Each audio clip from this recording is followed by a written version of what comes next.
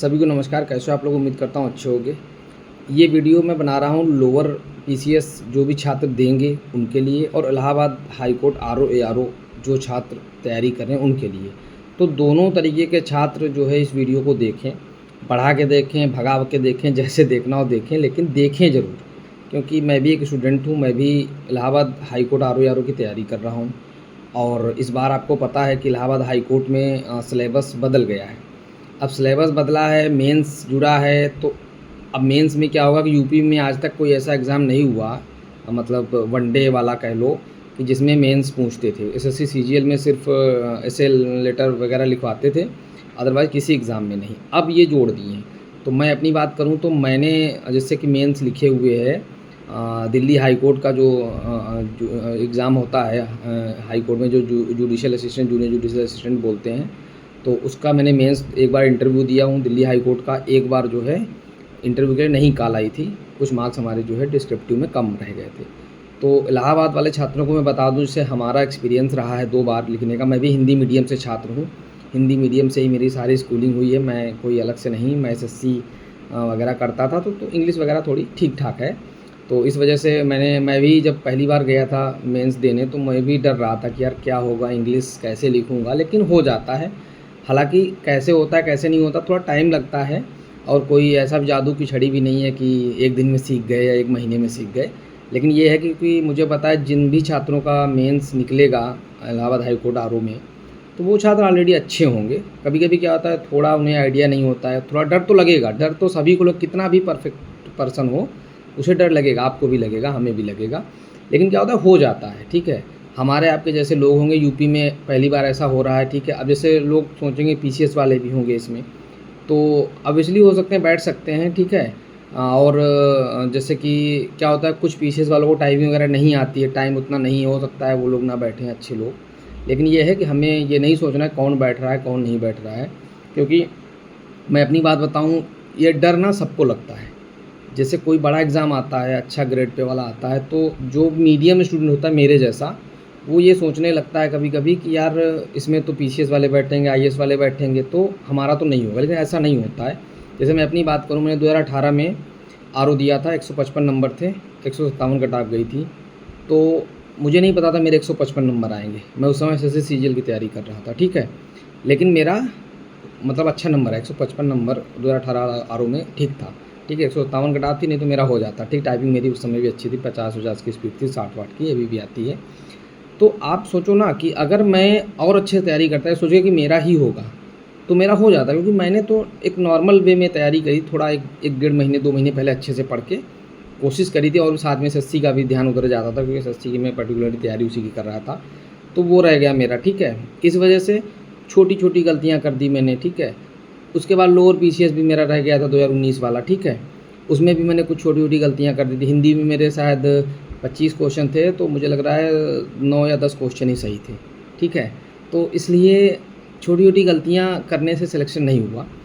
तो आप लोग ये मत सोचो, आप लोग ये दिमाग में रखो कि हमारा होगा। 3500 वैकेंसी बहुत है। जैसे आप में से कई सारे लड़के ऐसे होंगे कि जिनका 2 नंबर 4 नंबर 6 नंबर 10 नंबर से रह रहा होगा। क्यों रह रहा? जैसे मान लो कोई वैकेंसी है, मान लो 800 वैकेंसी है, 1000 वैकेंसी, सपोज करो 2000 है, उसमें आपका 4 नंबर से रह गया। लेकिन इसमें तो लगभग 4045 लड़के, 4200 लड़के जो भी है क्वालिफाई कराएगा ना ये, तो इसका मतलब है आपको मौका मिल सकता है। तो आप ये तो दिमाग में बिठा लो अपने कि आपको तैयारी करनी है, अच्छे से करनी है, और आपको नौकरी लेनी है, ठीक है। मेंस में जो है मैं आपकी थोड़ी बहुत मदद कर दूंगा, क्योंकि मेरा थोड़ा एक्सपीरियंस रहा है, ठीक है। बाकी आप लोग पता ही है, ऑनलाइन टीचर्स, बहुत सारे टीचर्स हैं जो जानते हैं, वो भी आपकी मदद कर देंगे। तो बस ये है कि थोड़ा उनकी सारी चीज़ों को मतलब नहीं करना है, क्योंकि क्या होता है कभी कभी वो बेस बना के चलते हैं, और आपका पता लगा ऑलरेडी बेस मजबूत है, तो फिर आप टाइम वेस्ट होगा आपका। तो ये चीज़ें आपको ऑलरेडी पता भी होंगी, थोड़ा ध्यान में रखनी है।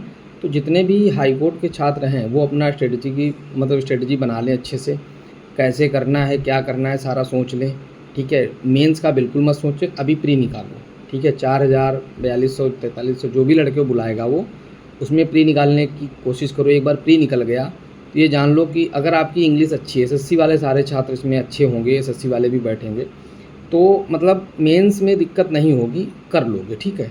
तो इस डर से आप क्या है कि प्री ही मतलब प्री में डर जाओ, तो मतलब मेरे हिसाब से तो ऐसा नहीं, अच्छे से करो, ठीक है। टाइपिंग भी हो जाएगी क्योंकि एसएससी वाले सारे टाइपिंग याद है, 25 की स्पीड कोई बहुत ज़्यादा नहीं है, तो वो भी आप लोग कर लोगे, ठीक है। और डिस्क्रिप्टिव के लिए भी बहुत सारे मटेरियल तब तक उपलब्ध हो जाएंगे, तो हो जाएगा, ठीक है ना। और साथ में क्या होगा, इस बहाने आप 4 महीने 3 महीने जो भी एग्ज़ाम जब तक अच्छे से पढ़ाई करोगे, तो अगर मान लो नहीं भी इसमें हुआ तो किसी और एग्ज़ाम में आपको बेनिफिट मिल जाएगा इसका। लोअर पीसीएस वालों पे आते हैं, तो लोअर पीसीएस में क्या है, 23 तारीख को एग्ज़ाम है, आपको पता ही है। अब क्या, अब आप सब लोग ये सोच रहे होगे कि मतलब कट ऑफ कितनी जाएगी कितनी नहीं जाएगी, तो जो भी कट ऑफ जाएगी 50 नंबर 60 नंबर 70 नंबर ठीक है, जो भी है, मतलब कहने का मतलब आप लोग आइडिया लगा रहे होंगे। 55 वाले भी तैयारी कर रहे होंगे, 60 वाले भी कर रहे होंगे, 75 70 वाले और अच्छे से कर रहे होंगे, ठीक है। हालांकि वो भी कन्फ्यूज होंगे, इलाहाबाद हाई कोर्ट के लिए पढ़ेंगे, क्योंकि हाई कोर्ट का सिलेबस प्री का ही और मतलब लोअर पीसीएस का सिलेबस है तो फ़र्क, क्योंकि इसमें क्या है कि 100 क्वेश्चन है, उसमें क्या है 200 क्वेश्चन है, ठीक है। तो डिफरेंस तो आएगा, ठीक है। क्योंकि जैसे आप का मन कभी कभी करेगा, सपोज हिस्ट्री है, हिस्ट्री से इसमें आएंगे पता चला 5-8 क्वेश्चन लोअर में, ठीक है, उसमें आएंगे ज़्यादा क्वेश्चन, ठीक है।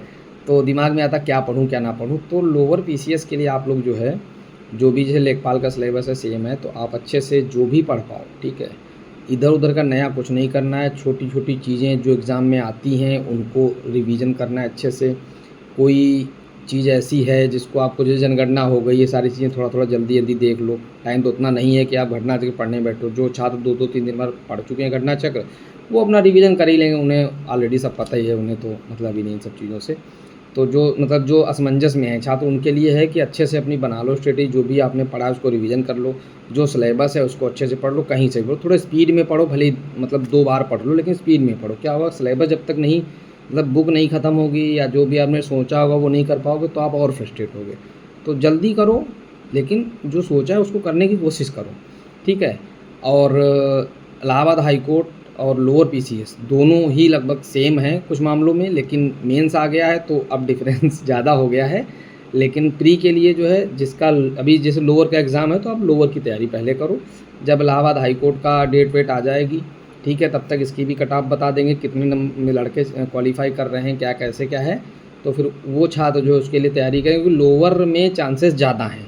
उसका रीज़न ये है कि लोअर में सिलेबस जो है उसमें किसी को नहीं पता है कि क्या पूछेंगे, ठीक है। छोटी छोटी चीज़ें भी पूछ सकते हैं, बड़ी बड़ी भी पूछ सकते हैं, ठीक है।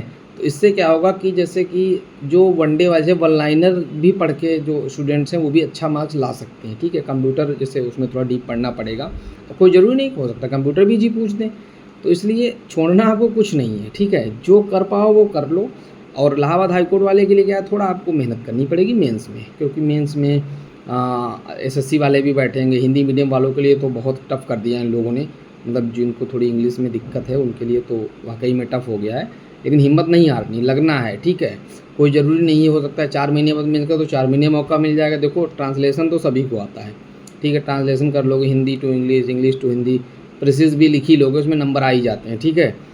जो ऐसे है उसमें थोड़ा आपको मेहनत करनी पड़ेगी, तो कोई बात नहीं, कोशिश करने में क्या जाता है, हो सकता है हो जाए सिलेक्शन, क्योंकि 4000 लड़के जब बचेंगे तो 4000 में बहुत सारे ऐसे होंगे जो जीएस में एक्सपर्ट होंगे, तो प्री में तो क्वालिफाई हो जाएंगे। लेकिन कुछ ऐसे होंगे जो मेंस में जिनको हो सकता है उतना अच्छा ना कर पाएँ, जिनकी जीएस अच्छी है, हिंदी मीडियम से हैं, तो जिनको इंग्लिश अच्छी है उनको भी मौका मिल सकता है। तो भाई दोनों लोगों को लगना है, दोनों स्टूडेंट्स को, जो लोअर वाले हैं ये हैं हाई कोर्ट वाले। बाकी मैं भी हाई कोर्ट के लिए अच्छे से लगा हूँ। मुझे भी, मैं सोच रहा हूँ कि अभी मैं दिल्ली में प्रेजेंट टाइम में वर्किंग हूँ, मैं सोच रहा हूँ कि लखनऊ आ जाऊँ या इलाहाबाद, तो ज़्यादा बढ़िया है। बाकी ये वीडियो तो नहीं डाल पाऊँगा क्योंकि आप लोगों को ऐसा कुछ है नहीं जो बताने लायक है कि आप लोग ऐसा कुछ है जो जानते नहीं हो, सब जानते हो क्या पढ़ना है। बस भ्रमित नहीं होना है, कोई कोर्स वोर्स के चक्कर में मत पढ़ना, क्योंकि उसमें टाइम वेस्ट होता है, ठीक है। और कोशिश करो कि बुक से पढ़ो, ठीक है, कोई बुक उठाओ उससे पढ़ो। यूट्यूब से ऑनलाइन वनलाइन मेरी समझ में नहीं आता, मैं तो यही रिकमेंड करता हूँ, क्योंकि उसमें क्या है, आप दोबारा देखोगे नहीं। बुक से आप 2-3 बार पढ़ोगे तो परमानेंट के लिए दिमाग में फिक्स हो जाएगा। तो बुक से पढ़ने की कोशिश करो। ऑनलाइन मोबाइल इस तरीके से थोड़ा कम पढ़ो। कुछ नया सीखना हो तो अलग बात है, और मेरे हिसाब से अब नया सीखने का टाइम है नहीं आपके पास।